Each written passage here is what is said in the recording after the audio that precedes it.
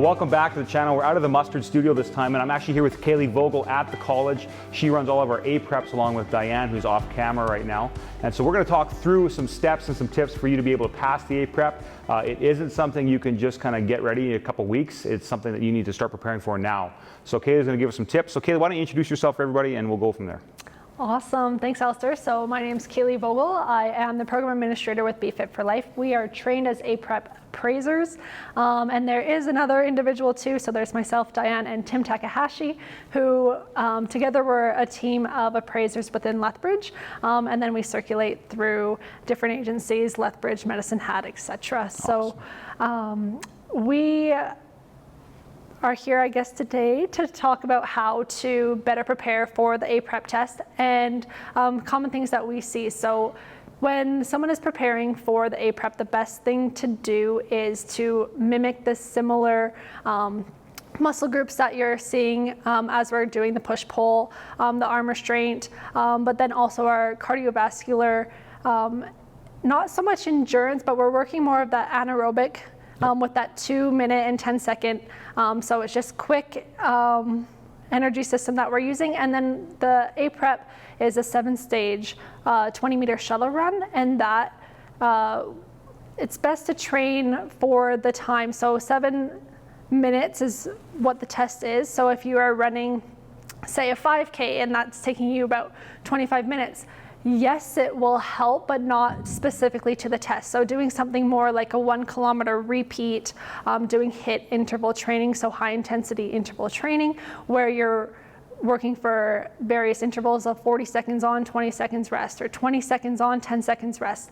That way, the energy systems that we're training are being mimicked for what we're seeing in the A-Prep itself. Okay. So if someone says, oh, no problem, I'm going to run the A-Prep and do the Leger, I'm a runner, this is going to be easy. We often see that there are some, I guess, differences in how a runner might think they will do in a multi-stage test that's getting faster every time. And so we've got a couple tips and tricks that we like to share, and we do share that during the warm-up and the introduction of the A-Prep. So in other words, like a 5-minute run twice a week is probably not going to get you prepared for this thing? That's right. Okay. Now, one of the things that I get all the time from people is like, hey, I can pass the Leger, but they forget about the fact that they have to run the obstacle course first, which obviously builds up a lot of lactic acid. So you're saying if you can do a workout and then even some sprints after that might help that a little bit more, or try the Leger after doing a workout if you're going to be trying a test run? Yeah, exactly. Okay. Yeah. So strength training before, and even when strength training. So it's not your typical gym workout where you may be doing some bench press and then resting. You could be doing bench press and then be doing some kettlebell swings or something that is that HIIT cardio component after. So your body is used to taxing the muscles, but then also still breathing heavy throughout. And then our recovery after the pursuit restraint is 10 minutes. So whenever we are resting, we want to make sure that we're not resting for more than 5 minutes during that workout, to make sure that you are preparing yourself to then do the Leger. Okay, so let's go back to the obstacle course portion. You have to do it in under 2 minutes and 30 seconds, I believe. 2:10. 2:10. Yeah. Way off. And so with that one, what are the kind of the hang-ups you see often with that? Yeah, so a lot of the times applicants come in stressed, and that's a normal response. That is the body preparing itself for what it needs to do, so that is okay, but they just need to listen. So as appraisers, we tell the applicants every step of the way what they are expected to do. So as long as they are listening to, say, the push-pull sequence, pushing in all the way, pulling out all the way, sometimes we see applicants kind of get in their head, or they're just focusing on getting through it. But if they just slow down, take a breath, and listen, then we will walk them through each step of the way.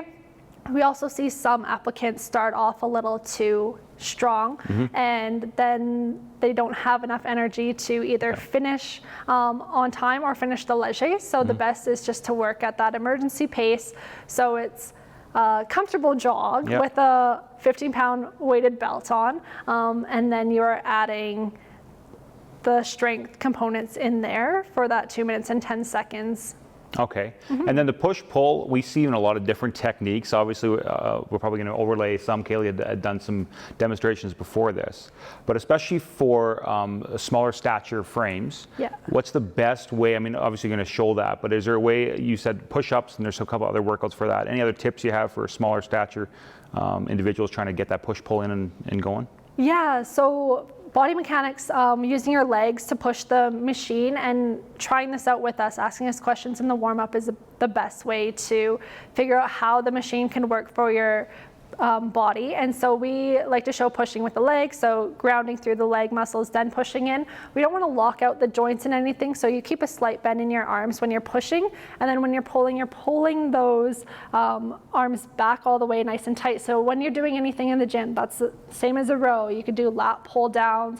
So yeah, push-ups, bench press, anything that we are picking up equipment to will help just that full strength. So we're working squats and deadlifts as well as those main lifts, and then the accessory muscle groups come into play with those bigger full strength movements. So again, you're not just running 5K twice a week, you're actually in the gym, actually having to work out in different ways. You can even do some body weight workout for both those things as well if you don't have a gym to access, but Exactly. it's a full body workout. It's not just the legs, not just the lungs. Yeah. The last thing, and people don't, it surprised me even the first time I saw it, because back when I got hired, we didn't have to do the A-Prep, is that a rest handcuffing simulator.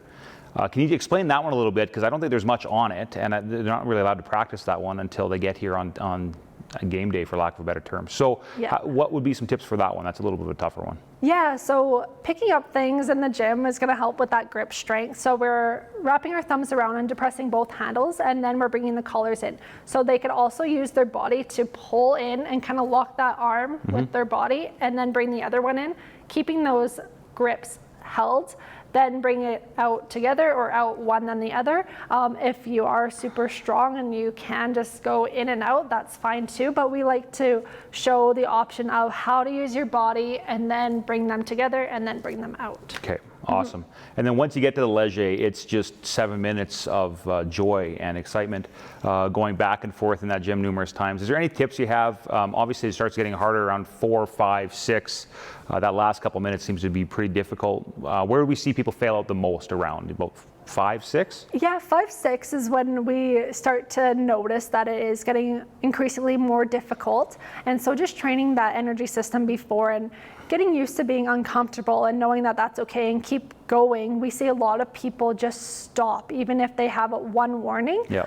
So it could be mental, and we want to just encourage them just to continue and get past that uncomfortable phase, and we will let you know when you're done the test. Yeah. So obviously tying up those shoes, making sure that you're wearing comfortable, loose clothing for both tests that will stay up on your hips, so you're not worried about pulling up your pants or losing a shoe during some push-pull sequence, or having a shoe come undone during the beep test. Yep.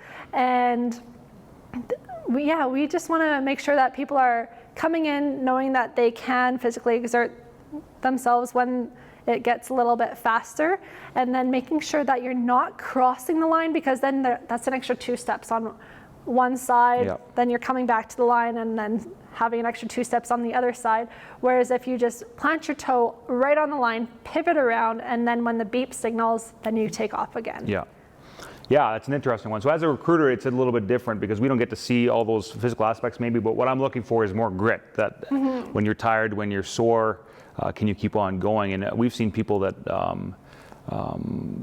that appear to be in great shape fail that, and people that look maybe like maybe myself that don't look as in great shape press through and be able to pass it with no problem. So it's just, for me, it's a lot of mental grit we're looking for, and we'll go from there. So that's kind of what we're looking for as a recruiter. Some recruiters show up, some don't. I try and be here. I'm not here all the time, but we are looking for that grit at times. So it's not just a pass fail. There's a couple other components as well. So Yeah. thank you. Is there any other tips you have for us? Yeah, for the beep test, training, like I said, the 1 kilometer repeats, but also getting uncomfortable on stairs. So doing things that are hill repeats or stairs will allow those energy systems to work hard, and you'll be breathing heavy and you'll get to that uncomfortable feeling, and then it won't feel as unnatural when you come do it in a testing setting.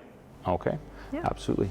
Well, thanks everybody for joining us. We're going to hopefully get a couple more of these as we go through this process. So thank you, Kaylee, for being here You're welcome. and allowing us to do this. And we'll see you guys in the next one. See you later. Awesome. Thank you.